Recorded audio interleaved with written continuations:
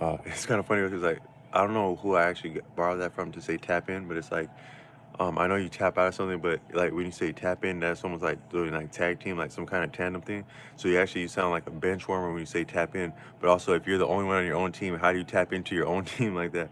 So I was just thinking about that. But that's actually a lesson that like a lot of times we don't look at what we say, and like different languages have like different strong suits. But I think that English it has actually some weak, it has some strong suits because like it's like a shorthand. It's like a lot of places around the world. Like English is a good money making language. I've met some really beautiful people in the cities, and like every time, a lot of times when I meet people from like other cultures, but especially like Spanish speaking, like I'm like trying to flex my Spanish chops, and if anything, they're more interested in hearing English. They're like, "Yeah, man, we already know how to speak Spanish. We rather hear the English like that." But English is a good language for making money, but also English, and it's good for rhyming too, because you can rhyme a lot in English.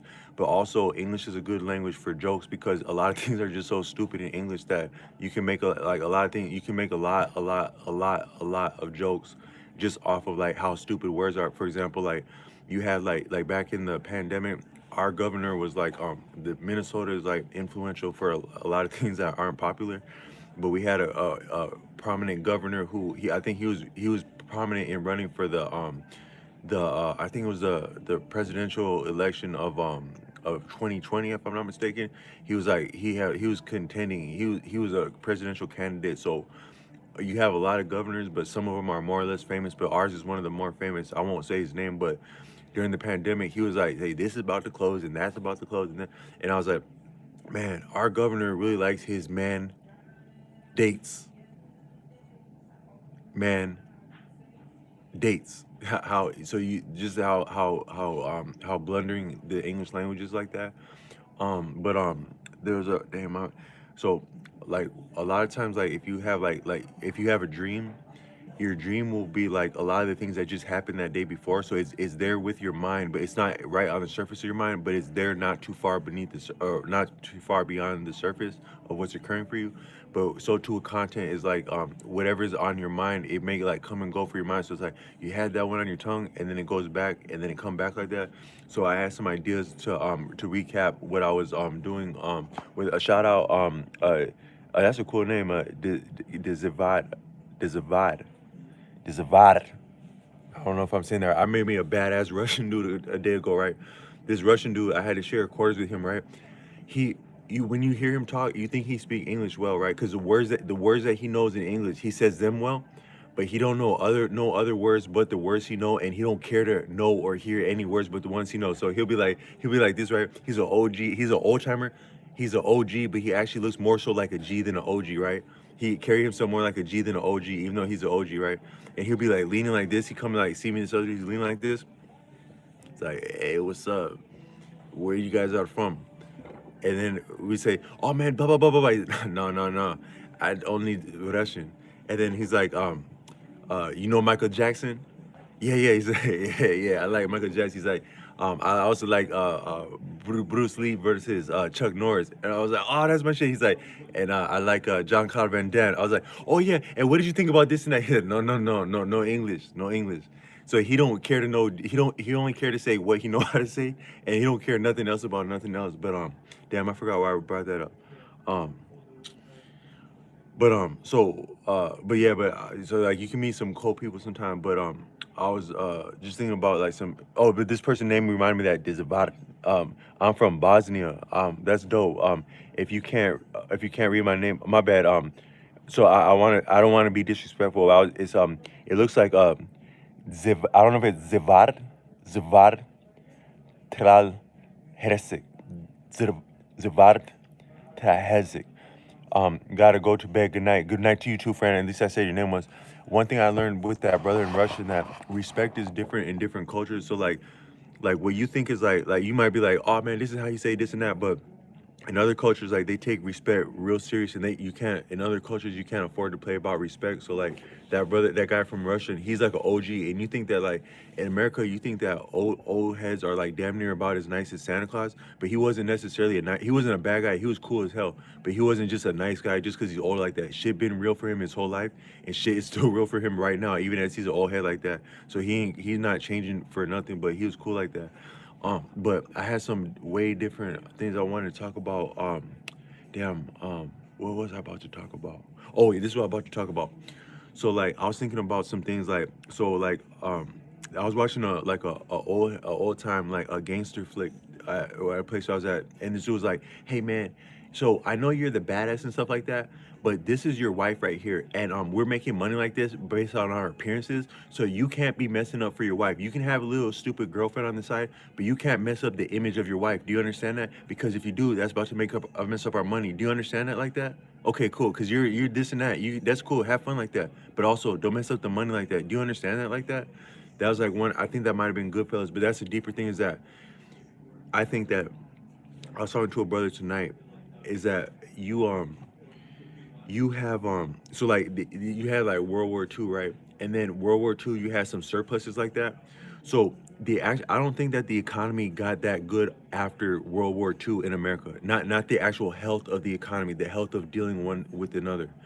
The surplus got good after World War II. So you had all that fly stuff in the design, just like the malls are stacked now. The malls got all that fly shit that you really don't have no business buying or even shopping for. It was probably like that to a different degree after World War II. It's like now we got all them homes in the suburbs. We need to fill the damn homes like that. They're there, good to go. But that's not where we were actually at. But that's where we could front that. We could keep up the front of that, and we could buy a little bit of that. But then so things change because back in the day, like you would actually have like a family, like you have like the actual the balances that make it possible to have a family. But then when you start keeping up with the Joneses, you got to double time and work hella hard. And so the amount of work that a person does, whether a single person or a couple that are both working, is beyond that of what it means to be to hold down a family. Because in nature, I think like imagine nature, right? So we're in nature, all our ass are out there in the wood, damn near bucket naked in the wood like that, right? So you probably had a relationship with someone and they mean something to you. You may have a kid that looks like you or not, and they mean something to you or not. You'll be cool with your family or not. You'll be not too far away or not. You might do some cool things for them or not, help them or not. But you don't need to damn near work 10 hours a day just so that they can go to school and back and go to sleep at night somewhere. You wouldn't be doing that in nature. That's part of a deeper production beast that's about really dialing in like surplus for the sake of surplus, almost like a religion. You could say that surplus is a religion. What is actually what is the real actual religion of America? Is it freedom? To an extent, right? We're free, right? But I can't just say anything out of my mouth. I can get in a lot of trouble for saying something that's not illegal. I can say something that's not a threat. It's not illegal, but it's also not appropriate. So you get into much trouble for something being not appropriate as to be illegal. But what would be appropriate and not appropriate, right? Because so if you're in a restaurant, right, and you get somebody a kiss on the cheek for too long, you're bogus for that, right? But you do any crazy thing you want to and post it online, and a billion people are jacking with that, right? What's the difference? It's the access of the property because America is the freedom to enjoy private property. So private property is a religion. Is that whatever you do that's appropriate with your degree of entitlement to your degree of being believable around private property, your ability to enjoy what is yours so much as that in the way that property is to be understood and enjoyed. That's where the buck stops in America. Not just what's illegal and what's not, what's flying and what's not, but private property like that. But so to that end, to the actual the standpoint, the mentality of it like that is that amounts to advantage and profit for its own sake, and it run away like that. But then you have to sustain, you have to make that with production, and then the product you get locked in like that so that we have to keep it going. Like so now we're at like if you imagine you're at a treadmill, like on a treadmill with some people, and you're like trying to impress one another, but who ass about to quit the treadmill first, right? Because there's the three of y'all up there, right? Or the stair climber, all your ass up there, right? But who really about to poop out first like that? But in a similar way is that you have to keep doing it for the damn sake of it because you already got your workout, but now you got to keep doing it for the damn sake of it. But for life, it's deeper. Is that just the balances of it and the momentum of it is that if you don't keep it up, So I'm saying is that we cannot afford to drop pretenses. So America is a very pretentious place. People aren't interested in truth. I can come out here and say any damn true thing out my mouth, this or that. I didn't say nothing false. I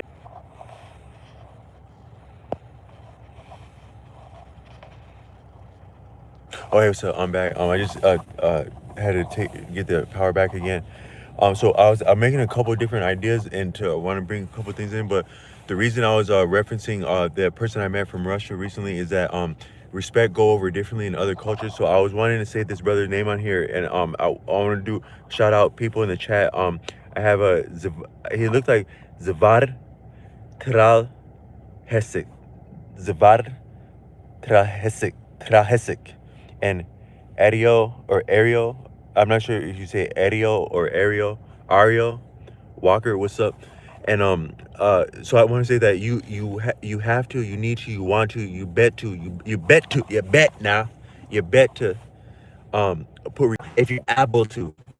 And if you don't, and also bring the apple. Don't drop the apple, or also forget to put the emphasis and respectus on the emphasis on a certain syllable while you're at it. And as you dabble in the syllable, put the right respectuses on the syllable, please, with somebody's name if you're finna dabble, if anything.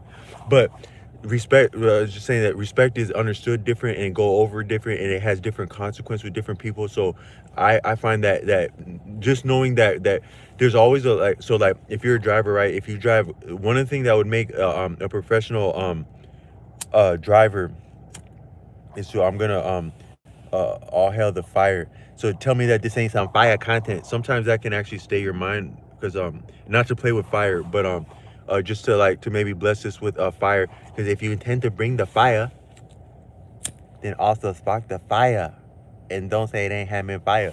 But you, what I've learned is that if you're a driver, the better part of driver or being great at anything is appreciating your limitations. Know your limitations, Bruce. That's another way of saying appreciate the appreciate what you can't see within what you think you can see, or even what you can't see within you can see.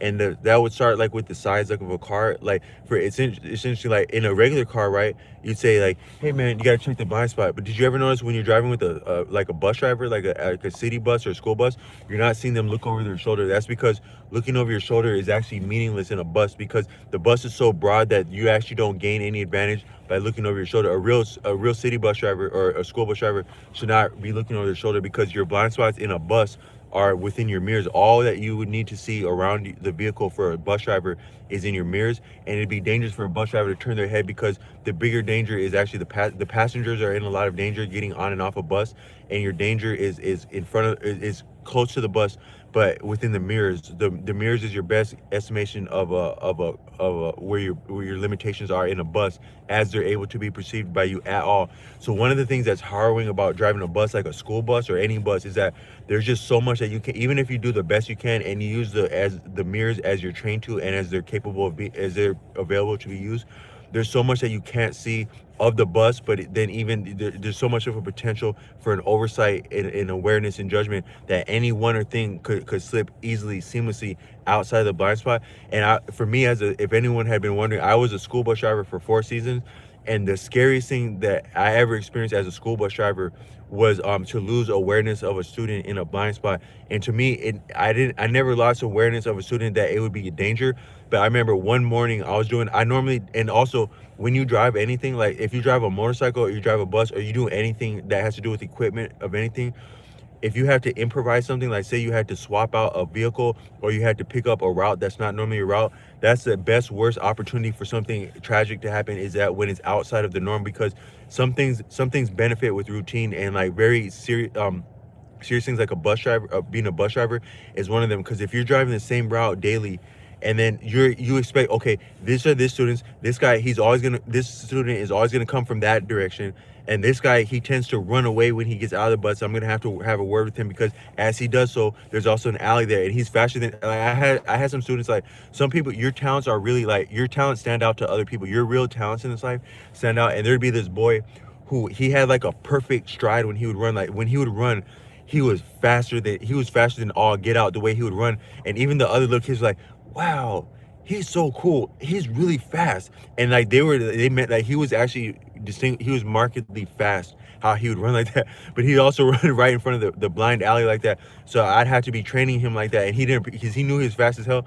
And he didn't appreciate me talking to him like, man, here go this bus driver trying to talk to me. Yeah, what do you got to say, Mr. Bus Driver? But actually, it's dangerous for him and all of us to run in front of that. But I'm saying is that the only thing that actually scared me as a bus driver is a couple times when a student got past my awareness of where they would be or where they should be or where they are at all, and I wasn't moving. But just the fact that, like, damn, that fool got right there.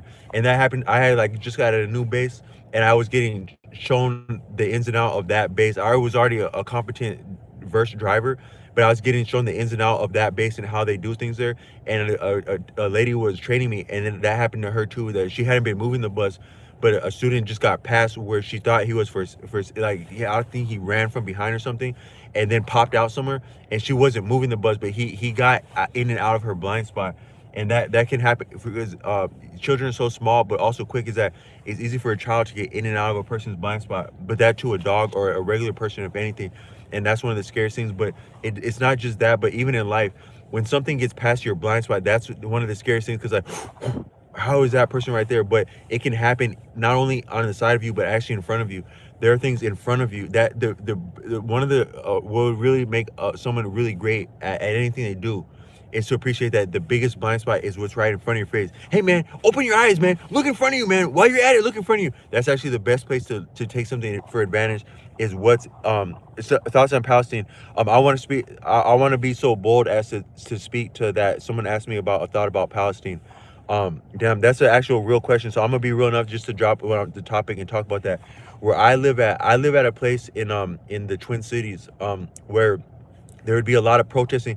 The subject of Palestine is contentious now.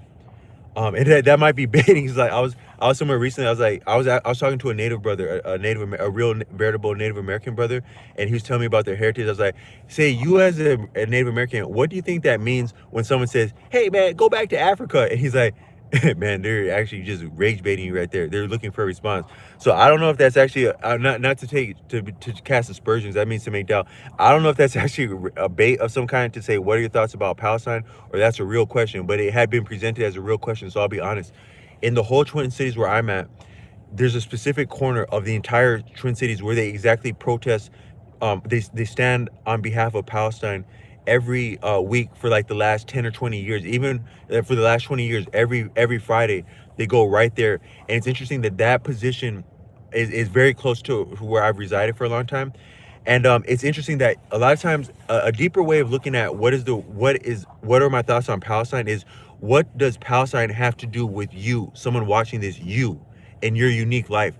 And can you find a unique, uncanny connection to that situation, the human condition itself, and you yourself? Can you find, for me, is that somehow the situation of Palestine, I don't know about it. It hadn't been my experience directly in my life that I could appreciate consciously, directly, other than they protest that. And I normally wouldn't go touch it, because that's not there's different sides of different things. And so you can be arbitrary and egregious if you were be so bold as to presume to know anything about something that's different in your experience. But I know that I was landlocked there. I lived the place where they would protest Palestine for about 20 years. It was within a couple blocks of where my family has been. But I also had a lot of difficulty transcending my area code being there and my family living room. It was very difficult for me to get past living at home as an adult, because the more you do something, the more difficult it is to transcend it. Try as you may, you actually get your whole life tends to revolve around what you tend to do. So it can be very difficult to leave your family. And I've met a lot of adults, like as an adult, who are in the Twin Cities. They're seasoned adults, and some of them yet have family, and they still haven't transcended living at home. Can there be a reciprocity and can there be reciprocity and solidarity with a struggle? Not to say who's right or wrong, but just that you have a group of people. Can you imagine such a thing as to understand yourself as being locked into a region you don't act? What the only thing deeper than being, you think of that if you're in a prison, that that the deepest thing would be that if you don't get to see sunshine, but a yet deeper thing might be is that if you exactly can see sunshine and still can't transcend the prison. It's right there. You have sunshine, you have a life, but you don't have the life that you choose, like that, for whatever the circumstance. But I've said that, according to Arthur Avalon, all locus, that is a center of awareness in choosing agency, sentience, a life. In this life, you have different degrees of freedom and fettering, that because we are interdependent. At no point do you have complete independence, without being arbitrary. And even if you did have what you think is independence, there's likely someone affording you that. Someone is either being someone is being, if you have they call that carte blanche. If you have carte blanche independent, write your own check, write your own schedule, do as you may, come and go as you please, and also enjoy as you please, and suffer as you would choose not to, and enjoy not to. Someone likely had to foot that bill on some level. And if it's that sweet for you, it would have to be a little bit bitter for someone else. That's not just that situation, but like they say, like in India, if a deer is taken, if a deer is slain, to the deer, that's horrible, that's horror, that's destruction. But to a tiger and its cub, that's life, because the tiger would have been starving, and its cub too, if it didn't have that. So wherever there's enjoyment, there's a corresponding suffering, likely of another person or being, for any matter. That's for all of us. And we should, that's a humbling thought, is that whatever we're enjoying, that was, because a lot of times we throw back steak, we throw back anything. Oh man, pass the steak, man, and pass the A1. Not to cut to shout out a business, but pass the steak and pass the steak sauce while you're at it. And if I can, please, I'd also like to get some of your finest eggs, medium well done. And well, let's make it 3 of them, if anything. But make sure that one of them is a little bit over easy, because that's the way I like it, like that. The steak and the eggs like that, just like that. Honey, can you do that for me? Thanks, honey. I appreciate it. I'd appreciate that. That'd be very nice too. And don't forget the salad while you're at it too. And I like a little bit of French dressing on it. Do you have the real stuff from France too? A lot of that was actually living beings. The egg, that's an egg.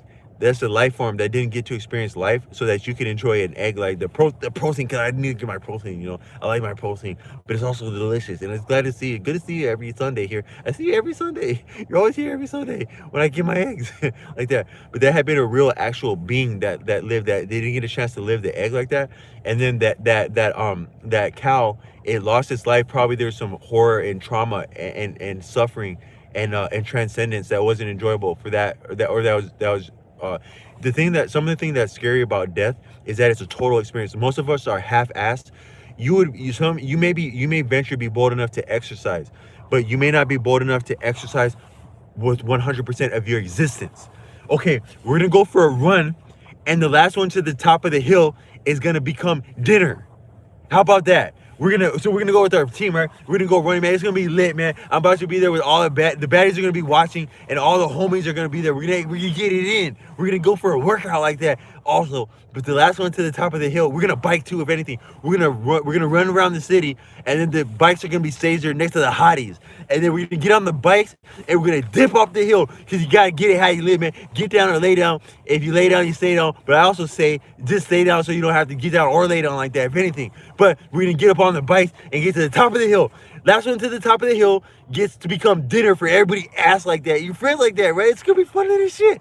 All of us, me and the friends like that. But you better keep up with me, because if you don't, when you get to the top, we're gonna be waiting. You agree to it, man. Word is bond, man. You get up out there and your ass is dinner like that in front of the broth. We're gonna make you become dinner in front of the broth like that. You're gonna be hella serious like that. That's a full-on, no holds barred, 100% of your existence is gonna be involved. Because competition, keep up with me. Oh shit, he's ahead of me. Oh shit. That's gonna tax you like no end. And that's part of also what's daunting about death, is that this thing about death, heaven forbid a person were to drown. This life is sustaining. Your existence takes effort. You actually don't appreciate how much energy it takes to exist. You think energy is about like you have less of energy because you're not feeling 100%. That's not what energy is.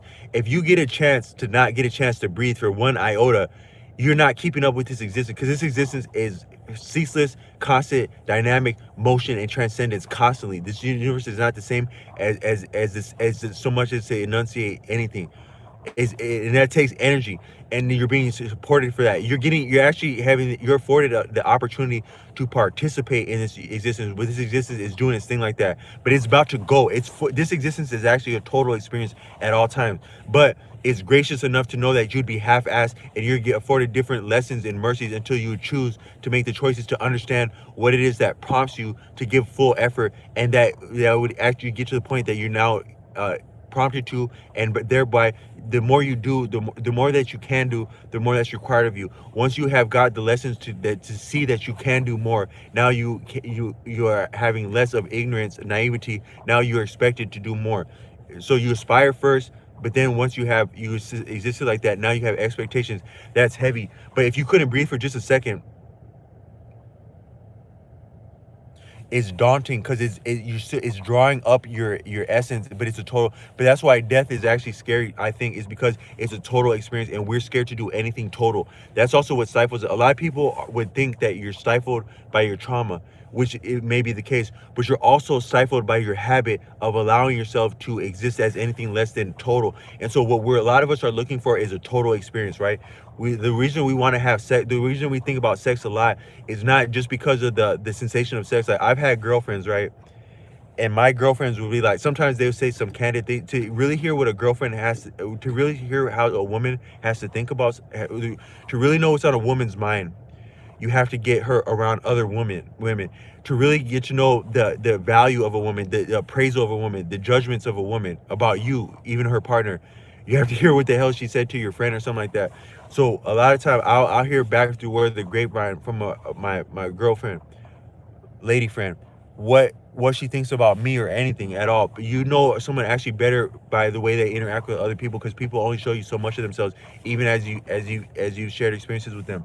But she'll be like, damn, I kind of actually wonder what it'd be like to be a man. Like, I think even like some of your great people that talk about like therapy, some of the deeper parts of therapy that is understood on the deeper levels of therapy is, one is that we as human beings are reciprocal, but also complementary to one the other. A masculine being contrasts and complements, and also challenges that which it is to be a female. A female challenges a male. A male also challenges a female differently. The challenge of that, but then also the transcendence of that challenge into be collaborative, to go back to challenge to be collaborative. That's what makes life dynamic like that. But also a lot of like what would make a person a male, like male men, we have two breasts, right? We actually have breasts. A male has a breast, and it's interesting that if a man has a flabby breast, that doesn't look appealing to a male to have a flabby breast, a flabby breast. But if a woman has like a soft breast, not to be graphic, or not to be like kind of like strange to say that, is attractive. But that too, if a man has a more thick breast, like from exercise, that too is actually attractive. That's a little bit of transcendence right there of what it means to be masculine and feminine. Because I've said in here that when you get to the higher ends of the spectrum, you prove the spectrum by transcending the spectrum, because the anomaly proves the rule. The anomaly proves the function. The exception proves the rule, such that think about some of your most attractive people, pound for pound, would be like, say, Kurt Cobain. Kurt Cobain is very attractive, not only in terms of the symmetry, or that a lot of what is attractive about people is their actual metrics of health. So even if a person has like congruent features, like symmetrical features, they're not attractive because of the mere symmetry. That might be what people would get wrong. Like, if you had a plastic surgeon, and that plastic surgeon is attempting to make someone, I want to be more than beautiful, can you do that, kid? You're as it could be arbitrary as one is that your understanding of beauty, and someone that you would like to attract, their understanding of beauty, that may be different than even a plastic surgeon. Botch. Dr. Botch, I Dr. Botch. I bought the possum. Hello, my name is Dr. Botch. I'll be talking with you in a couple minutes. Stay right here. We bought the possum. We got the possum food like that. We got him on the line. Got another one on the line about the possum food. He finna let me do whatever. I finna act a fool with this kapapo. I would treat very well with this kapapo. I put this kapapo the apple. The bosses is. The bosses was this kapapo to wapo. They got him on the line. Couldn't go to the food. Didn't know no better. Hello, I'm back. that doctor has a different understanding of symmetry and beauty and what it means to be beauty than you and another person. But what I think is a lot about beauty, and there's been different people that say it online, is that what is beautiful to anyone is strength. Because what are we doing the whole time? We are wanting to enjoy ourselves, life. That takes respect and standing in the community to enjoy your life. A lot of people, they want to go to college, they want to shop for fly stuff at the mall, but the reason they really want to do that is because they want proximity to and acceptance within strong members of a community. For us now, that's like well put together people. Maybe celebrities would be like that. Maybe white collar good jobs, or even sturdy blue collar jobs, or sturdy anything that we're viable like that. That's standing in the community. But if you have an education, a school is a networking venue, I estimate. But then also different things, insignia and clothing that would make you seem like, oh man, I'm gonna wear this. I didn't even go to that school, but I'm gonna wear the jersey of, I'm gonna wear that school's colors or their uniform. That's actually making you seem like you are you are viable in those circles like that, whether or not you attend. That's how arbitrary it actually is to both attend certain circles or to seem like you would attend. But for you to enjoy life and what you're reaching for, with a lot of times with a style, and also different social venues that are compatible with the style, that a style represents and actually sometimes is a means of access into another lifestyle via that is via and by means of and by way of um appearance. So your appearances have to do with some of your invitations and your socializing presence and opportunities that come from moving in certain circles. But that too is what it amounts to is standing among strong members of the community, or the type of members of the community that would give you some form of strength, or the standpoint to enjoy yourself. But then beyond that, that's in the short term. But beyond that is to have further standing for your descendants on the earth, on a subconscious, on a deeper level. You're looking for both those at once in other people a lot in attraction.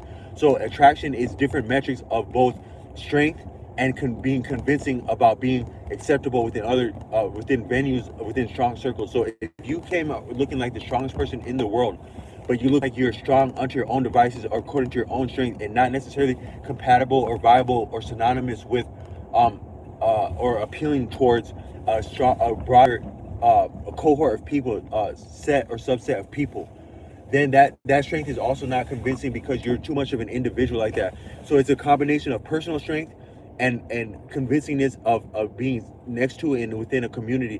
An example of that, I was watching the film Goodfellas today or yesterday, and they was showing about this woman in that story. They ostensibly portray a woman who is madly in love with her boyfriend, like a mob type figure. It's a famous line is, do you work in construction? Hey man, that's a stereotype that I would have to. Or no, I work in. What do you do for a living? I work in construction. You don't look like you work in construction. Are you Are you kind of like a wise guy, a made man kind of thing? Hey man, that's a stereotype. Just because I'm well put together doesn't mean that I'm exactly what you think I am, which I actually am exactly what you think I am. If you know that, if you can get the reference with that. But she fell head over heels in him, not only because he was a wise guy, not only because he was a made man and connected in itself, but because he had access to those broader circles of people, and people were interested in him being around them. So he was attractive to other people, not only to other women, not only to other men, but to viable circles. That was very attractive to this woman, so much as to make her fall in love with him. That's probably more attractive than anything that he could present of himself.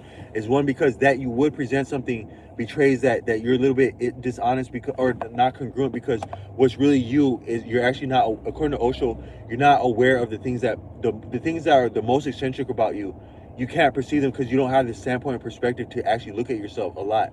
But the things that are really you, you're not actually conscious of them because there's so much of you.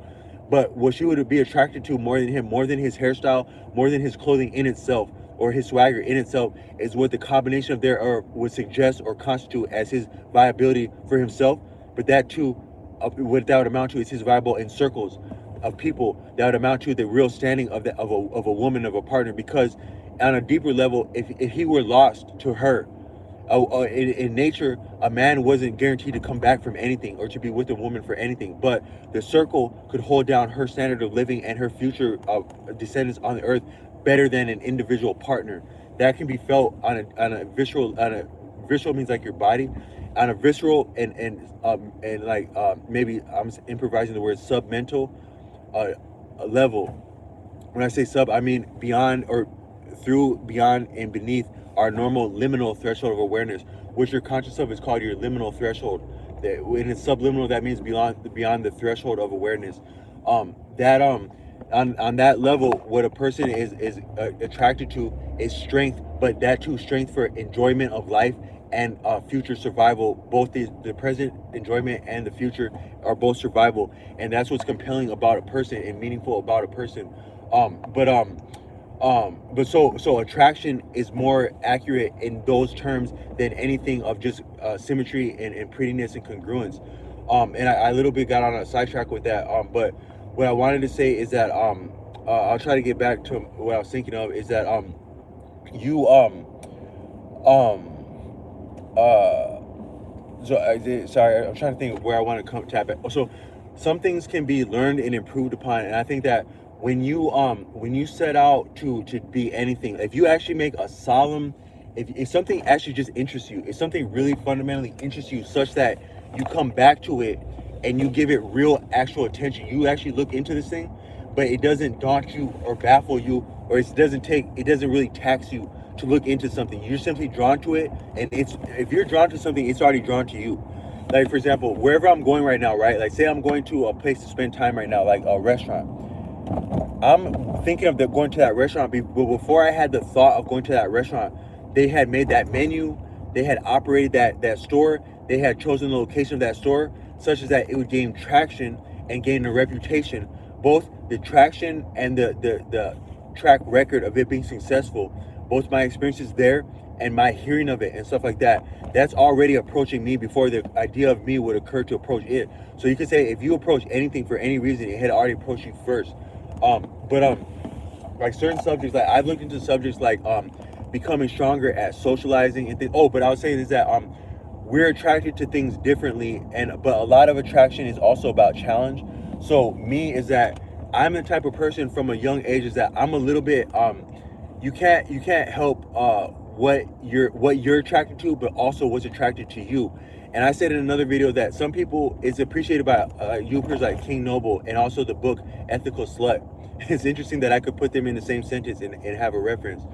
Is that you may have according to ethical slut, according to ethical slut, according to ethical slut, you have the way that you would present yourself and the way that you would interface as yourself with other people and have real experiences with that, or you maybe even interface with yourself is different than how you present yourself. But you're not false or falsifiable from being congruent or comfortable presenting yourself one way, but being attracted to something different or having experiences that's different than what you present yourself as. So you can actually have what you're attracted to and what you're comfortable being attracted to. But then also you can have what you're attracted to and what's attracted to you may not always be compatible. So that or the same thing. So me is that I'm a little bit I'm gonna be honest. I actually attract. I somehow have chemistry and viability with people that are different than me because I've never like since I've been an adult. Since I did an adult, I've been like or actually since I was a child, I could get along with the actual like problem. Like if you can imagine, there's a film called Problem Child back in the day. The main kids that would be getting in trouble in school. Like my friend, he couldn't attend class with the other regular students, so he was a sped student, not because he wasn't intelligent, but because he was that behaviorally challenged, as in he was a badass. We're gonna talk about the behavior challenge kid. No, he's just simply a badass like that. But I would get along with the badass like that. But I wasn't more so. I'd be like, damn man, he's kind of wicked, man. So he'll be telling me about like this wicked shit he just got done doing, right? I'm like, damn, you did that? And you didn't even tell nobody? They caught you about that, but you hadn't actually told nobody about that? They just caught you after the fact before you had told somebody about that? Damn, I made it like to be your friend like that. That's what I'm thinking like that. But he was just actually just a badass like that. But we had like a for lack of a better word, a chemistry, a buoyancy of being compatible like that. But sometimes I'll be attractive to men like that. I'm actually attractive, like people who are very male-leaning, masculine, and they understand like that. I have a reciprocity with them, and sometimes I'll be like, I'm the kind of person where like Like I talked to someone, I met someone recently. He's like, "Hey man, we're in this place right now, but I already know like if I went to these ladies, man, like these ladies, they probably have this and that. This is like a little cool job for them, but I already know that if I talk to that lady, I could be doing over this with her, and she might feel like doing this with me, or I might bring this side out of her. A man might say something like that, but then he's like, but I might also be able to do that with you too." And he's awesome to say that to me. He's like, but you could also do that with them too, and maybe other with guys too, because you appear like that. But I hadn't put it in those terms like that. But I'm the kind of person where it's not difficult for me to find myself in private quarters with another man, or to have rapport with another man, where there'd be an opportunity to have an experience that's just a kind of experience like that. That's what I'm suggesting for. But that's not what I'm angling for normally, or that's not attractive to me, or it's not that I can't appreciate that aesthetic, but also that's not as much of a challenge to me, because it's actually not a challenge to me to have reciprocity with people who are different than me, even people that are very masculine and tough like that. I bring another side out of people, but that's my bent like that. But for me, it's actually more challenging to have rapport with beautiful women, because beautiful women are more of a challenge to me. Just because women have different interests and things that move them, and that will move them, or that they'll allow to move them, than a man will. So from that standpoint, women and men are both. I can see different aesthetics in women and men, but women are more of a challenge to me. So I'm thereby attracted differently by the challenge of women. So I've looked into a lot of things that talk about interactions between men and women, and some of the differences in how men and women develop as a human specimen, but also as a creative creature that we are. And I've looked into it over time, and then I've had all other interests like music and like vocation. I've been productive that time, that converged, that amounted to now I'm having stronger. I can have stronger experiences with women, and give women. I can be more of, because it's true that I think girls just want to have fun. Yeah, you can do all the Romeo stuff, but I don't quite buy that Romeo stuff unless he had a rare like reciprocity and chemistry, like what I'm talking about, that he just had that kind of a knack of chemistry with women, or he was fun. Because the better part of Romeo and Juliet, or even things like the West Side Story, is how and when did they actually have fun. That's actually more of romance, just the fun part, not necessarily romance for the sake of romance. Like I think that, like, if you think about some of those romantic movies where they're like sharing a noodle and stuff like that, that actually would only have meaning if they're already having fun. And on top of the fun, that's like a little bit of the romance is actually just a cherry on top of the fun. It's the frost. It's actually just a sprinkle on top of the frosting, on top of the cupcake. That's all fun if it's believable. But I've been better at having fun, enjoying myself, because you're better enjoyed when you're enjoying yourself. Like I listened to this guy. I wanted to reference this. I was listening to this guy. His name is um Everett Overton. He appeared in some of these spaces where he's talking about interaction between male and females. And he be on these guys like, man, all your ass are some bogus people, man. I had been from Chicago. We're always on that fly shit like that in Chicago time like that. But then he'll say like some little like reckless jokes. Like he's like getting away from himself with the jokes, and he's getting reckless with it, and he's starting to entertain. It's like this little weird laugh. Like I read this book. There's this book like by something Lowell, I think. He has these books about like it's about like trauma in your body and stuff like that. I read some of these books by him. He had been referenced by a YouTuber named Howard Dare, and then I looked into this man, this author, if I something Lowell, and he would say that damn, why did I reference him?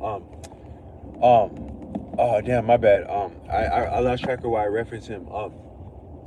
That's also a byproduct of the Ganda. I've been on the Ganda leaf lately, and the Ganda leaf is very good for presence of mind, but it makes you so present that you actually forget some of your presence of thought. Your thought presence can get away from you because you have been so presence of mind. So sometimes it's difficult to have your cake and eat it too, and your presence too. But I get a little bit carried away like that. And I'm not. But so, but so, but he would say, damn, I really lost that train of thought. But I was getting better at, I've been getting better at being enjoying with myself than other people. And Everett Overton. Oh, he what that Overton that Everett said is that Lowell said is that sometimes if you have people like say that people that really like they have a part about them that's still kind of dangerous for themselves and others, at one point they'll reveal a wicked laugh like it's like an actual really wicked laugh. Like people that are at some point a little bit dangerous or inimical to themselves or other people, if you observe them in your if you've ever known a person, right, who was a real danger to you or someone else, you actually know them to be a real actual danger and potential real life existential problem, or just a difficulty, enough of a pain in the ass to be an existential dilemma to another person. At one point in your experience of them, likely they revealed a wicked laugh. Like, like they actually got carried away with their laughingness. So sometimes a laugh is actually a betrayal. When you laugh, you're actually betraying something. You're betraying something of enjoyment as you don't mean to. Is why it come across to the laugh. Because the real life is actually a little bit of a deeper smirk. It's like you didn't mean to do it, which is why it's real. But also it's utter joy. So you're actually betraying enjoyment, and you're experiencing joy by actually. So the only joy in life is actually betrayal. I'm up here at 3:56 in the morning, and for the record of online content, I would like to say that the only real joy is actually to betray something. So a lot of times, like, you have the sadomasochism is the experience of sexual pleasure, and if you're being sadistic, you're enjoying the sensation of betraying your partner and betraying potentially their partner or lack thereof, or your competition or lack thereof, and also yourself because you're being unethical. So if loving you is wrong, I don't want to be right, but also I'm enjoying being wrong because I'm betraying my own ethics, my own values, and also yours too by allowing me to do this with you, and also those two, the some of the bonding and the emotional investment of other people in your life that otherwise like to be here are going to be concerned with this thing that we're doing that may be questionable, the ethics of it, even just simply whether or not we had actually been in a sanctified bond. And if it's a sanctified bond, it might be a different experience than if we're just doing this as a little bit kind of more of a betrayal, and that'd be sadistic. But then if you did masochistic, that'd be like you're betraying yourself and you're enjoying the sensation of pleasure of betraying yourself. So betrayal may be actually the only sensation of pleasure. And life life is life and death, but it actually amounts to death. So we have nothing to do but to die. The only thing that's that's fun within a sensation where everybody's about to die is just go hurry up and betray someone, even if they've been your damn self like that. But also when you laugh, you betray something of joy by revealing your happiness. When we're lying to one another and ourselves to be congruent, lying to one another by being actors. And the more better of an actor, the more appropriate we seem. If you ever had people in your life who seem very appropriate, they're likely good actors. Why they get that off? But you're betraying all of that by revealing your true disposition, and you experience joy like that. But also people who are inimical, they can similarly reveal that same betrayal, but actually really be wicked the whole time, and so they're betraying their actual wickedness in a laugh, and it come across like that. But then also there's Everett Overton. He would make jokes, and he would actually get carried away with his own jokes, and he made some wicked ass jokes. And that humor, that's actually the better part of what they're talking about. It's like you're more better around interacting if you can entertain yourself and be humorous enough as to reveal a wicked joke like that. It just make you laugh like that. And then so sometimes I was watching that same movie about the gangster talk like that, Goodfellas, and they said, hey, oh no, Ocean's 11. He said, okay, do this and that. Be present, but don't draw too much attention. Be funny, or be recognizable but not memorable. Be funny but don't make them laugh. That was a cool thing. Be funny but don't make them laugh. Sometimes like you have like people get different looks and different graces. Like sometimes you see people make just a regular joke. Like I thought of a joke today, right? I was at a gas station today, a little bit like in a different area, and I was like, hey man, what did the farmer say to someone what did the farmer say to the person that was touring the farmer's stable? Hey man, that's that shit I'm talking about right there. Or like, hey man, that's that dangerous shit right there. Like so I'll make just like a joke like that, and it may or may not be funny. And like I was like, and I can't help that I just think of these things. And like a person that kind of like, I think that person would enjoy that. That's better than me just being like entitled and being this cool shut up and statue like that, right? Maybe or maybe not. Um, but um, but someone can say just a real simple joke, and people are like,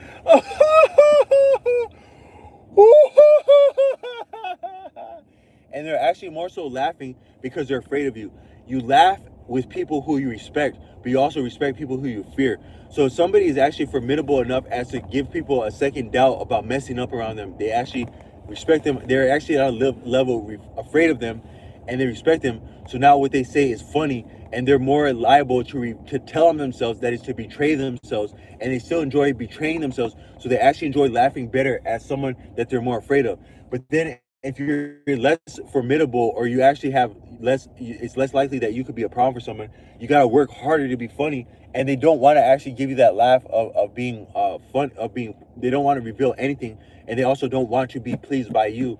So that sounds a little bit darker, but so it's harder to make someone laugh that is not actually afraid of you. So if you look at people who are simply hilarious, some way you're afraid of them, even if you're afraid of their ability to ridicule you, or they're just who they are. Is that people who are hilarious, they actually are a little bit formidable, which is why they get to be hilarious. But that too is that you're better when you're not intending to be laughed at, when you're actually challenging people, like you're being a ham. And they said in that same movie Goodfellas, like, this guy was he was content to be a jerk, this and that. That's the deeper thing, is that that's actually a quote of form of humor, when you're actually just, you're ribbing people. They call that rib. Like, I had this girlfriend once, this, and she was like, yeah man, like sometimes girls, they have a different facility. Not I found like a jackass to say that, but they have a different confidence around words, and they're familiar with different words and menus you use. So I had this girlfriend said Raz, like, oh man, that one just razzed me.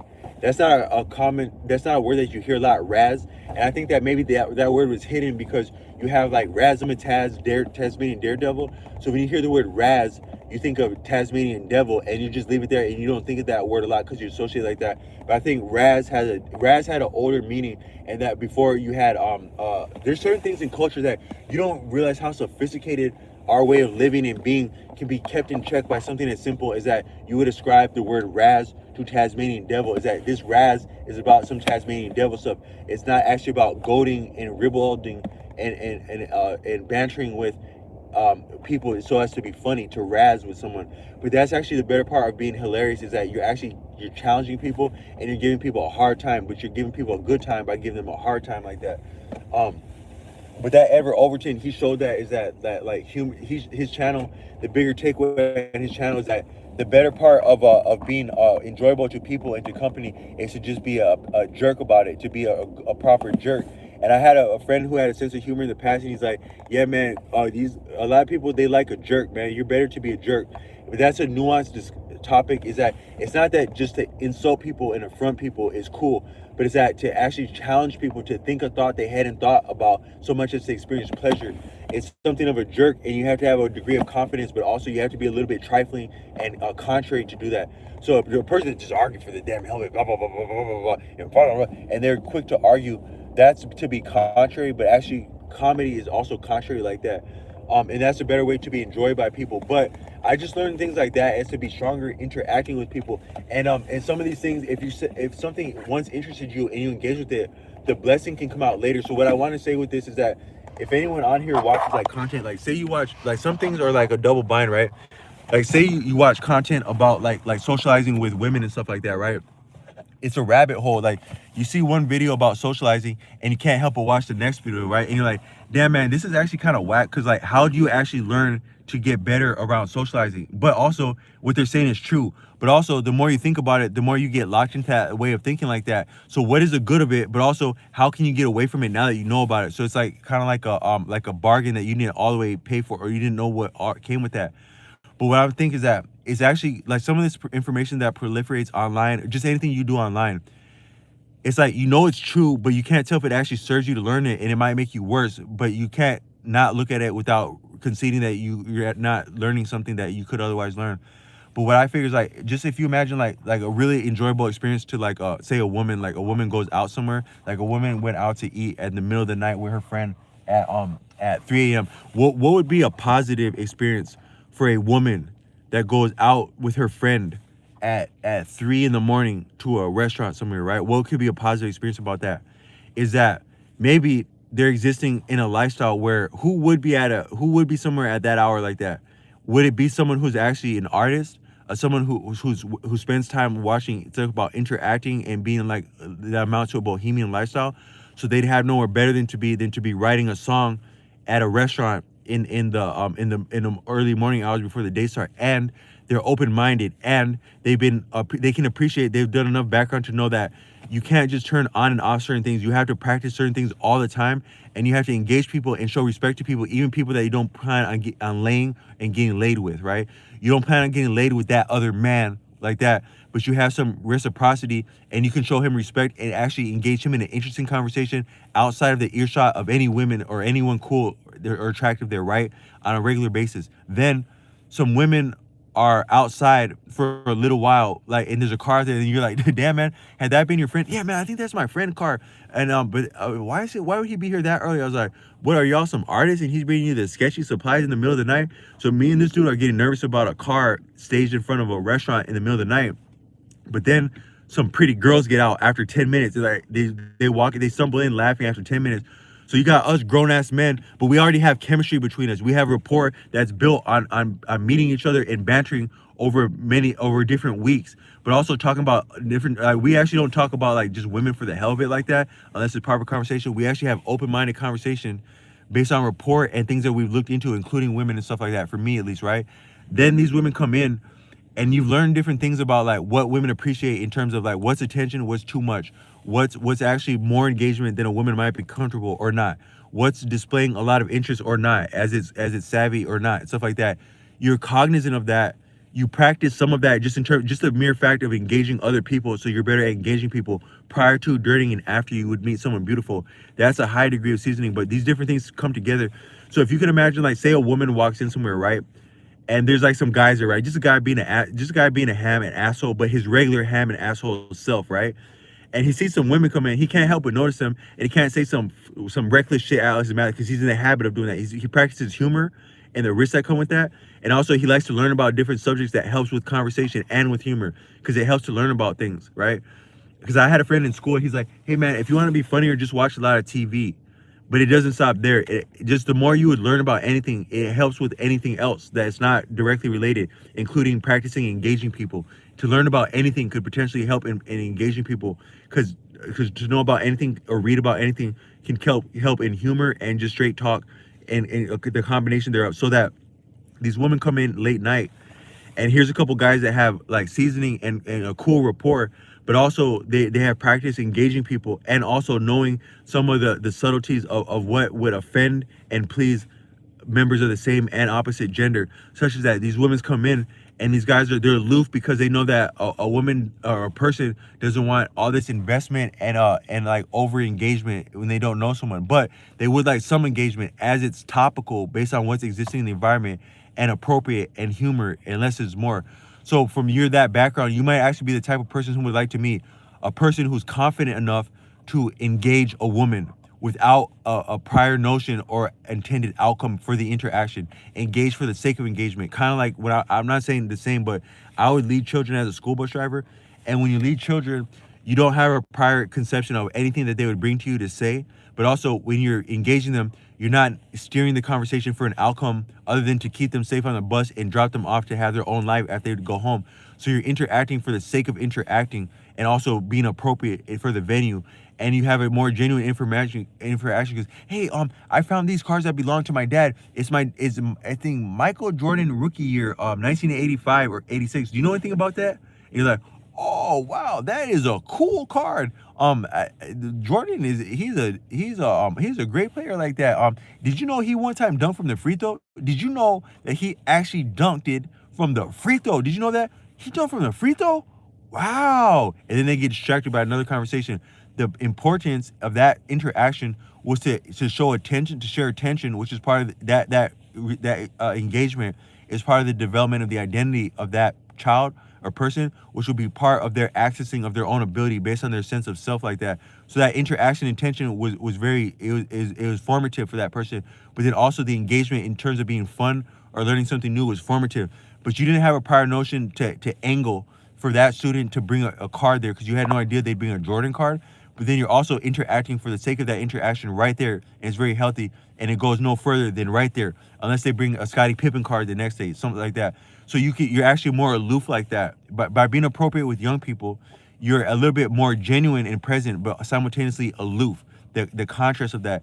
But that's a high degree of seasoning that you can take outside of that venue, which is your personal life, and your professional life, into your personal life where you don't mix. They would say don't mix business and pleasure, but you could say don't mix personal and professional.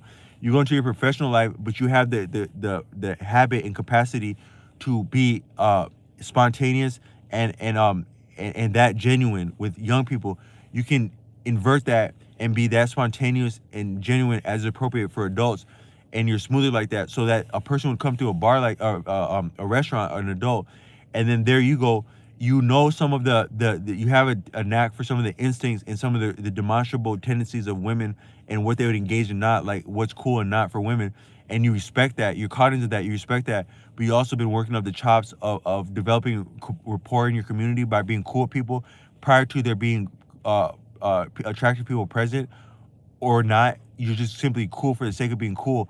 Then these ladies come in and you can't fake that dynamic between you and the person that you're already genuinely cool with, and your habit of engaging other people, even women, so you can have a very genuine, significant exchange of energy, but that too lighthearted and aloof to let people until people would warm up to you.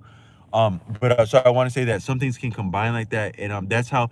And so what I was saying is that, and if you can imagine this aloof person that a woman might meet somewhere, or a group of women might meet, where that they have humor because they practice humor, they have worldliness because they look into things, and then they also have understanding of some of the needs of a male and female psychology, such as to also afford privacy and a little bit of aloofness towards people until they would warm up to you, and maybe even after they warm up to you.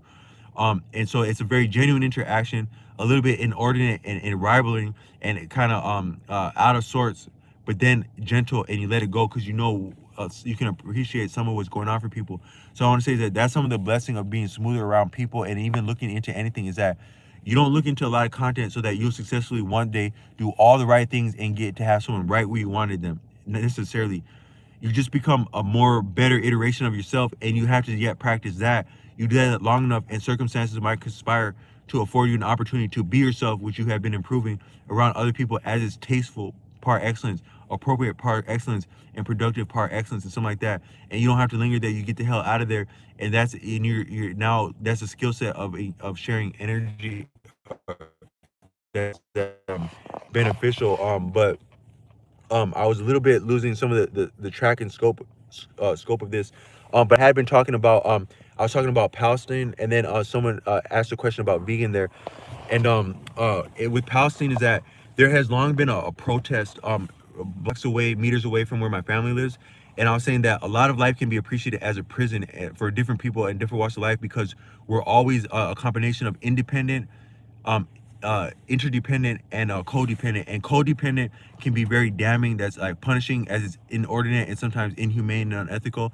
And deep and independence, just for the sake of it. Even like some of our notions of having a country called the United States, that independence is a little bit arbitrary, because even for us to have the free country of the United States, different people had to pay with their blood, sweat, and tears for that, and then we're not compensated for that in the founding and to present, and such that there's actually a price to be paid. So at no point were we completely independent if other people had to pay. You were privileged and entitled, but still actually interdependent because other people had to support that. So that amounts to different degrees of freedom and fettering for all beings, and it corresponds to the congruence of your thought process and the sincerity of your effort and engagement, but also the honesty within your conduct. And according to the thoughts of Barada, according to Arthur Avalon, the more that you would make strong choices, the more you can continue to choose strong and enjoy more of freedom, until you would and the only time that would end would be within liberation. And I want to do one more video. This is going on, which I'll say, I think I know some of what liberation may be.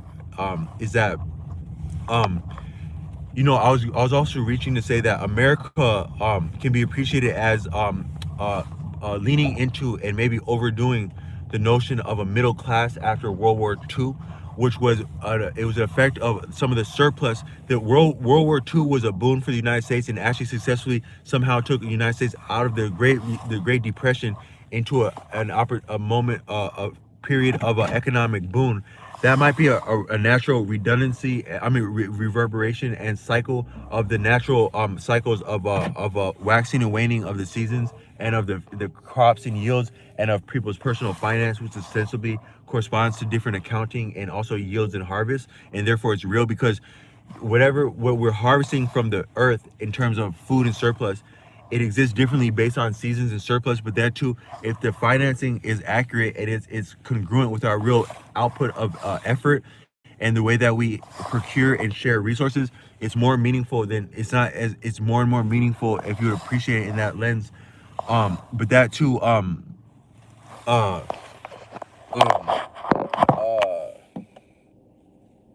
it's a, um, but that too, uh,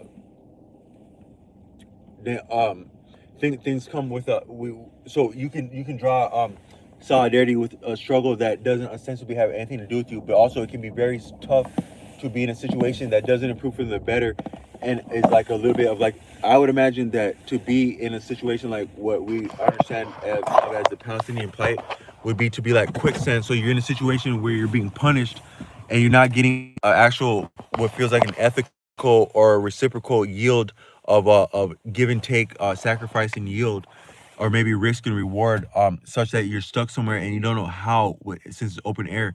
But I have been stuck with family for a long time, and I just identify with that part of the struggle is that how tough it would be to be isolated somewhere and not feel like you have a fair means of working or doing for yourself, even to get away from there. And I just wanted to give them solidarity with that. But there's no judge in this life. There's just grace and prayer.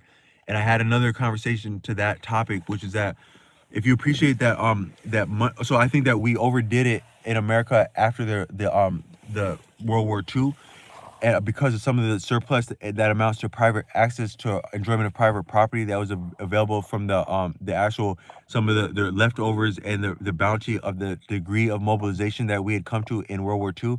And I think that sometimes we have hangovers where like when people have notions of the armed services, like even when people were joining after 9/11, in a way they're kind of imitating and emulating the realities and the rigors and demands of the World War II industrial scale conventional warfare. And sometimes things are so traumatic that it's hard to let go of trauma. So I think that America was actually traumatized by the first two world wars because likely everyone that went to that war was horrified to go there before they went. Then too, they went there and had horrible experiences. And the stories that made back, and also the people that did make it back, would further corroborate the horror of World War II, one and two, such that I think that was the actual phase of damn it's scary. I have a guitar sitting, and the way that it mixes with the sea is that it looked like there was a hat, like I have like a hat like this.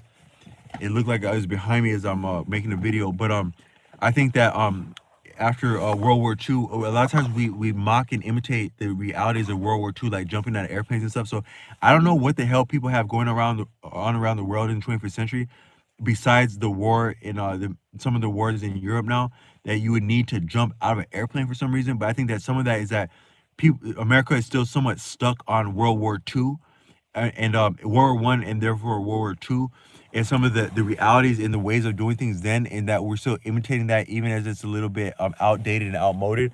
But that too, we're imitating and sustaining the sense of self concept that comes after World War II and the surplus of boon with the proliferation of the baby boomers and some of the affluent realities. And I think that sometimes we still we we aspire to live up to, and our value is to be convincing as members of dang, I completely lost that train of thought. But all I'm saying is that yeah, I'm getting a little bit fatigued with this. But fuck it, I gotta keep going.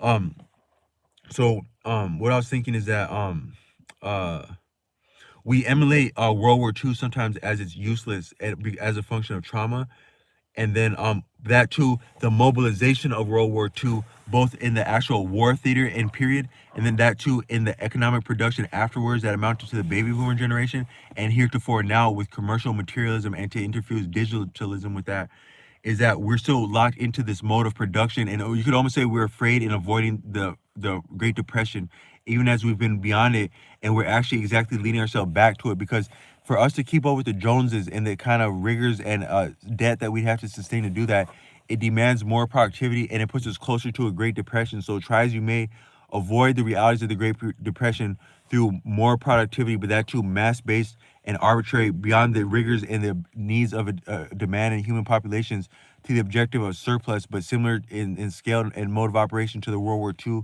at least campaign theater. We damn, I lost that train of thought. But what I was trying to say is that we emulate things because we're traumatized by them, but then also we repeat them as they're no longer needed for us. And uh damn, I'm so fatigued right now. It's difficult to do this, but I'll try to do another one as soon as I can. I'll come back to these points if anyone's rocking me. Um, I had someone say the Tokyo Dolphins. Oh no, I'll keep going. So I think that when we had the in America when we had the move to the boon, the economic boon after World War II and the actual proliferation of the baby boomers, it actually could be better said the baby boomers, because America experienced a boon that amounted to the boomer generation, and some of the actual the weight of the level of a family creation, but also the lifestyles that attended that, and the demand to keep up with the Joneses that creates further demand and different arbitrary standards of politics upon conduct and methods of enforced productivity metrics, is that we got locked into the competition of production that is keeping up with the Joneses, such that we can't afford to dispense with it because of the momentum of it. But it's ruining a lot of our life systems and our futures, because trading against the future, both stripping the environment of its potential future on the grand scale, and on the personal scale, different ways of disempowering and impacting the health of individual members, is that we are trading our future for the sensation and keeping up the identity of identifying as petty bourgeoisie that is middle class status quo, as it had not at any point been viable or sustainable or reciprocal with the environment, and is neither still. But within that, we tended and still tend to overspend money, especially cash money, and also that to over hoard resources and likely cash money. And you could also say that anything can be corrupted and is already in the process largely of being corrupted by money. And I think that if the money actually is the wickedest thing we can conceive of, and some of the realities that would be viable by means of our chasing money, which is avarice, the only way I can conceive to get past money, which was the point of doing this video, is to say that every once in a while you're inspired to help another person, to give somebody that something to someone that belongs to you, or to give what last you have or something to other people. And I think that were you to spend money as your instincts are would dictate, and also extend grace to other people as your instincts would dictate, that's the best means to get back to any kind of reciprocity that is balance and harmony, that is truth and peace, that is possible upon the earth, because no means of force can account for all other contrasting means of force, because it would take greater than the universe to calibrate and check and better and best the level of what is already existing as life. And uh and so but I think that the what we would procure with cash money resources can be falsifiable and also redundant. And dang, I lost the train of thought. It it goes beyond what we can afford to sustain as an earth, and also what makes any sense. And so at a certain point you're just simply keeping up with the Joneses to keep up with the Joneses, even as you're ruining your relationships in your life and yourself, just to keep up with the Joneses. But I think that America is locked in so much to keeping up with the Joneses, is that we can't afford to look at ourselves and also let go of things. So sometimes people can be horrible to you when you damn, I lost that train of thought. Um damn, I'm getting a little bit, I'm really actually getting fatigued with this, so I'm about to sign out soon. But I think that the only time we're ever going to get to a workable peace is when we share when inspired, and we conserve when we're reminded, and share when we're inspired, as the situation would call for, as our reciprocity and demeanor toward another person would confirm to be viable and inspirational.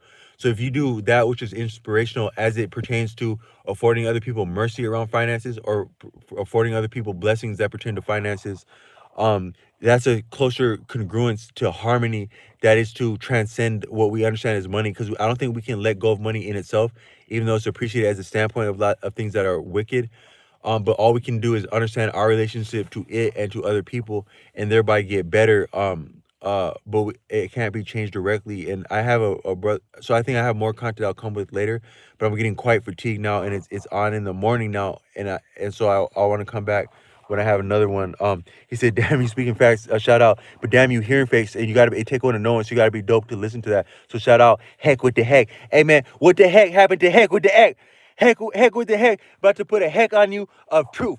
you hit the fool up the head with the heck truth, and you can't get past it unless you've been true enough to look at the truth of it. Because you can't get past the truth until you've been true with it. You're bounded by the truth. You are bound by the truth, and you shall not descend the truth until you concede the truth to yourself and others, which is to be true to yourself and others, which is the same as yourself and others.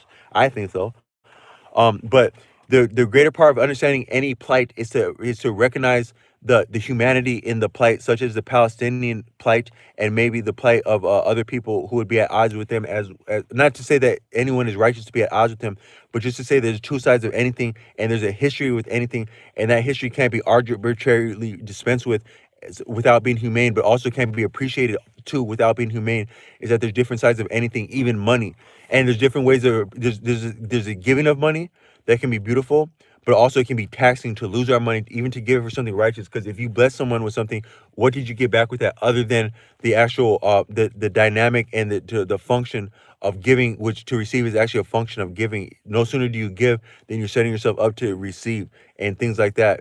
But also, you you sometimes sometimes it helps another person to give, sometimes it hurts another person to give, sometimes it helps you to give, sometimes it hurts you to give, sometimes it's appropriate to give, sometimes it's not. And but still, it's the only way that we will get past money is to give and get better, but as you're inspired. So sometimes you have an idea occur to you that, man, maybe, yeah, this and that, we're all keeping up with the Joneses, shit is whack, but we still need money to survive. But I feel inspired to help this person, or to help them by not taking what they owe me, or to ask for something is I feel comfortable and like that. And so when you have an idea to help someone but you hoard it, that's the problem of money. Money in itself outright is it's actually beyond good and bad, and it's amoral, but it's more potent for being amoral. It's not better or worse, but it's more actually potent for being amoral. You can use it as you may, as you choose, but the numbers don't lie for certain forms of accounting with money goes. But the only way to get past it is actually to get it to spend it better. You raise off the ground by means of raising yourself from that very ground. According to Arthur Avalon, you dispense with poison by a better poison that is antidote a lot of times, and actually you dispense with money by using money better, which is not necessarily to conserve money, not necessarily to spend money, not necessarily to invest money, and sometimes even to waste money. But as you are compelled to and inspired by your genuine intuition, you know when you have an idea to bless someone, and you're being less than inspirational, or you're actually being a little bit mean spirited and wicked and avaricious as to hoard beyond that what you need. Sometimes you're inspired to give, which is the exact right thing to do, or you're inspired to give out of a lack of self-esteem or a deprecation or a means to be sly, which can also be a problem. But just to do that, which would be your instinct, and I think that our instincts had already been in harmony. We are calibrated towards love because we are beings and creatures of love. And if we get back to our natural calibration, that is to get past our trauma by appreciating our trauma and the opportunities that present themselves to engage our trauma, which is to be true. If you are true within trauma, you can be true within anything. If you're true within trauma, so much as to hear your authentic voice and be inspired by your own voice, or your own story expression, as to have enough confidence to further venture it, that too to hear, because all things are good or have a double side. Then you may amount to self-expression, which is the greatest blessing. But within self-expression, no sooner can you express better than you can hear better, even that to your instincts. And you really can hear when it would be, you might start by saying, when is it inspirational? But when is it actually truer to save or conserve? Hey man, I don't give a fuck. That's a conservative approach. You don't give a fuck. If you were a liberal, you may have already given up a fuck, or you could give up, you could actually give a fuck if that would be called for. It's not better to not give a fuck, or to give a fuck, or not get to give a fuck, or not get to want to give a fuck. But just the standpoint that whatever would be your interest, to either earn resources, spend resources, save, share, your genuine instincts are not wrong, and they're normally they're normally spot on, better than our current notions of money. But money is about us, and it has infused itself into all of our experiences. So the only way to get past it is to get through it, and that is to listen to your instincts when it'd be appropriate to share and conserve, to better share and conserve. So I'll sign out with this one, but I got more content. But shout out here heck 315. What the heck happened? Who did actually take 35 and 13, and what had it been heck? How did y'all get away with the 35-13 and show up somewhere and ask a solid question that help a brother make content? And then the Tokyo Dolphins. Oh shit, man. I had just been giving someone props recently about he had a Dan Marino jersey. I'm like, hey man, was Dan Marino actually the people's champ? Because he has about the hardest. I don't know of a quarter. I like Joe Montana. Joe Montana was inspirational to me. He had me getting inspired to get out of bed, even as I was a grown ass man, past viability as a high school quarterback and a former. And remember my glory days of pickup football quarterback in middle school before we go to fly parties, sometimes seldom. I love Joe Montana as a grown man, as he was already be retired by that point. But he don't necessarily got a harder name than Dan Marino. You have a de facto and you have an in facto, and I'm improvising that, an in facto and a de facto uh, king of anything that you can pay for with anything with real credit or just cash money, if anything. Some people would go down by the highest seat of nobility that we have, go down by the presidency, by our campaigning. That had been our current president, and then any other president we had. They wanted to be there. They foot the check to be there. They got to want to be there with the check. Then you have another person that buy a social media platform. Real politics is as a function of communication, like the town square of old. That's now social media. You go buy a social media platform, you have say so oversight and also the influence that comes with you merely owning a social media platform. You just asserted yourself as a de facto leader, a significant leader that can go head up with, toe to toe with, and throw the weight around with the actual listed commander. So that's significant that that's going on, the in facto and de facto. But I think that as football goes, you have the in facto champ, like such as ones like Joe Montana, and then you have the people champ like Dan Marino. And I don't know if Dan Marino won a lot, but he damn well might as well be the people champ, and his name be having swag like that. So I want to point that out. Then so those were the names that I saw in the chat, and I want to shout y'all out. But the purpose of this live and some of the lives I'll be coming with is more so to document the footage, because right now I have a phone that doesn't have bandwidth to record. So it's another skill set to enunciate in real time, spontaneous, on the spot. That's called extemporaneous. I'm speaking extemporaneously right now. Extemporaneous caliber, the higher caliber of spontaneity within extemporaneousness, based on prior notions and also real undertaking and investment within scholarship and venues of learning, and to be open-minded and to hear not only that of statured people, but that you also rank would be called rank and file people, who are the best people in my file. As a rank and file, there's 30 members of any community, and a real top brass would know that. Even a top brass, like in something like a church, they know that you're not having success or really inspiration without the people that are content to be the people that are content, that get it done to pay the rent for the tent, if you follow. But that's extemporaneous. But you can't talk without people that respect you enough to hear you. So thank you for the respect, anyone in here. And I'll tap back on the subject of vegan with another one, but that would make this one a little bit too long. So actually, now I'm gonna ask you a question. Answer the question. Vegan. I believe that vegan is great. I was vegan for at least 9 months before in my life, and when I did so, I experienced my body different. Your body actually changes, because some of the meanness and so we are in fact herbivores. I mean, we're omnivores as human beings. We can be herbivores, we can be omnivores, and we can be a combination. Because of that, I think that allows. I've had deep conversations with with gas station attendants who are enlightened and highly erudite and can tell you a lot about vicinities. They say that it's likely that the reason we're omnivores is to compensate with the rigors of migration as human beings. Because if no sooner do you stifle the migrations of human beings, then you undermine the actual economics of the entire earth. Because the earth is actually one system, both in our energy and our yields of surplus and resources, and also our congruence and harmony of reciprocity as human beings. Is that you cannot stifle or arbitrarily interfere with for long the natural migrations. That is the marauding. Humans are marauders. What do I look like when I do like this? Do I look like a natural primal? I'm outside right now in the middle of the very early morning, right?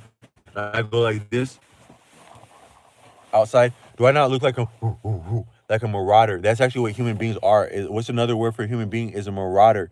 All time of day and night marauder. Now we maraud around opportunities, but we were scavengers. That is, and that would require us to move. And for the earth to be healthy, we have to be healthy and conform with our instincts. Because if we are upset, the earth is upset to different degrees, and we are upset when our instincts are stifled. But our instincts is to migrate. And and within that we would have had to be both omnivores, to be omnivores, which is some iteration or combination of being a herbivore that is eating plants only, and carnivore, which is to eat both plant or to eat only animal substance that's been taken from slain animals, and omnivore, which is a combination.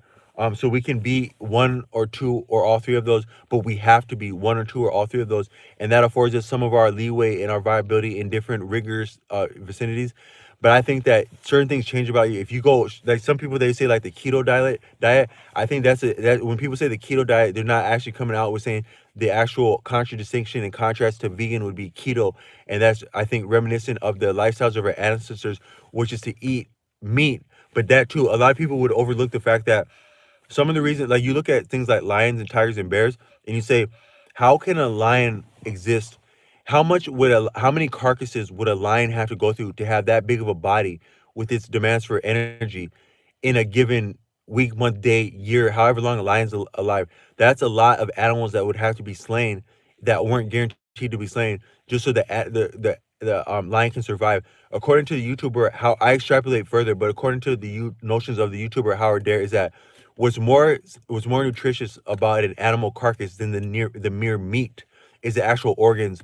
The animals, when fighting like predators, and even regular fighting, and human beings too, when they're conformed with their instincts, they go for the jugular. That is, to go for the organs when fighting. The animal goes for the organs, but then also they exactly slake their hunger on the organs, which are more potent in terms of nutrition. So it's likely that, say, a big cat like a lion or something like that, like say a person were to come across a wild mountain lion in the woods. I actually came across I'm not gonna say an experience I had, and it's now interesting to me that that experience didn't even occur to me as I was talking to someone that would appreciate that kind of experience. But I received a mercy by a wild animal that appeared very hungry when I was in a vulnerable position. And I think that the reason that an animal can afford to spare even a human being or another animal when they're under that much hunger is because they actually survive off the organs, not the meat. If animals were out there and they were that hungry all the time and that on the brink of survival, they would be less respectful of human beings because they would have to eat human beings. They have to settle. I'll settle for a human being if there's nothing else for lunch. I'm in the land of Minnesota, which had prior been known as the purple people eaters, and some of the former iterations of Great Vikings teams of, say, the late '80s, early '90s, circa. And any of these members or someone wearing their jersey could potentially go to a bar and look at the menu on the bar and say, "Where are the human beings on the menu? The what? The human beings, for we are the purple people eaters, and occasionally seldom have not put it past to consider consuming a human being if one would be available for consumption that was ethically sourced according to their own choosing in a system of stresses and contra in distinctions of energy and give and take that amount to the opportunities for life and death, that also be to choose to be suffer somewhere if they would be available like that and it's ethical there, because you do have some things like euthanasia. Sometimes under certain jurisdictions you can maybe have euthanasia for the purple people eaters that would like to maybe eat people on the menu. um but all I meant to say is that we the reason that animals and even other humans, or maybe that humans have the capacity to tolerate other humans and not just simply eat other humans because of the rigors of hunger, and that animals can survive with the mere amount of meals that they would win when they are not guaranteed anything, is because they're actually going for the organs, which are more nutritious according to uh um uh uh Howard Dare. He says that the organs are more nutritious, and sometimes you can procure desiccated, that's contrasted and dried out. I think it means dried out organs for animals like concentrated beef or certain organs that would be more nutritious pound for pound if you know what you're doing than just straight up meat like that. So it's actually a little bit of ignorant and arbitrary to think that even a lion could survive just simply off of the meat of the carcass. That too, but also the organs would be more significant of the felled animal because they have way more nutrition pound for pound and could hold a person over better, longer pound for pound than the actual mere better cuts of an animal in terms of being delicious and feeling sustenance or feeling satiated. So it might be the question might not be are you vegan, is are you carnivore or carnivore, herbivore, omnivore, or actually cannibal? Because human beings would have been at some combination of that in the past, and likely human beings would have been sacrificed on behalf of women and children, according to my extrapolation and collaboration with a person who was seasoned in my area, bumped into, is that human beings always had a presence on the future generations as living and beyond. So likely different humans in feral society that is prior to notions of being civilized and training and being civilized. If you can imagine yourself never having touched school, or someone that you know even more primal than you would know never having touched school. Dang, I lost my train of thought. You before that you would have been tempted to eat other human beings, but your ability to just say no to eating other human beings, just say no to either other living beings, that degree of consciousness might be afforded to other animals because they would have also been slaking their hunger on the organs, and that would give them more substance as to look past a carcass if it was appropriate. Because if this animal is ranging free ranging on the environment and they come across a carcass, how are they not just running to it, seizing it? And they are doing that, but they also have a little bit of discretion in how they go about that, because they'd have to have something else they can turn to. That may be the very organs. So, in a discussion of vegan, is that I appreciate that the times when I was going vegan, my body became more gentle and subtler, and I think that some of the trauma that happens when animals are slain, that is communicated, conferred to the person that would enjoy their food. That's been said by other people, but that too is that your body actually becomes more of mean and formidable and a little bit sometimes less graceful the more and more that you're eating meat primarily, or sometimes if at all. And probably some combination of contrast could be said to that about females. But I think that I could appreciate that my body became more gentle and soft as a when I was vegan, and then even when I came back to meat, I had a different experience of my body being meat, having prior been vegan. I was vegan for ethical considerations, and I'd still like to be if I knew what I was doing well enough. But I think that doing better for ourselves may be the first step of that. So that may should be a clue to start looking into vegan again, because I like it. It's delicious. I like sometimes my family member would get these vegan soups sent to him, and he'd be like, I mean, you want to take that? And I was delighted to take those vegan soups up off of him because they're very healthy and enjoyable. But you can over or underdo anything, even vegan, even not. And but I say to each their own, similar to the lovemaking or the sharing of money, is that if a person were to do what inspires them when it inspires them, but also be open minded and constantly learning within that and before that and prior to that and after that, is that you can make the best decisions you need to make to understand a situation and opportunity, and also be viable and productive there based on your organs. I'm sorry, based on your instincts, which are part of your organs, and that's also a better way to share and get past our notions of money and stuff like that. But I'll leave that one there. Is that it's to each your own with the vegan stuff. But I did notice differences when I was vegan. But sometimes we can't always afford to be vegan because that's a degree of sophistication and power of choice and choosing that we don't always have. So I'll sign out with this one as I'm getting fatigued, but I hope this can be of value, and I'm gonna keep on coming with it, keep on coming as much as I can. And shout out for anyone for rocking me, because if you're peeping this, you're actually rocking with me, rocking with this. The truth is within there. What a person lives stands and falls by the truth within them, but so too their statements that they would make. And you also live and die by, or you live and perish by your statements. That is your reputation. That is congruent based on your statements, based on your congruent actions. So I'll sign out with this one, and I got more heat, and I'll probably touch that vegan one again because I have more I could say about that, and that was a genuine question, so it deserves a genuine answer. But I about to peace out on the food. I hope someone enjoyed it and learned something with this, and maybe one time you show me something that I learned and enjoy from, or you be yourself and I come across something that I can learn and enjoy from. Peace out with it. Peace out.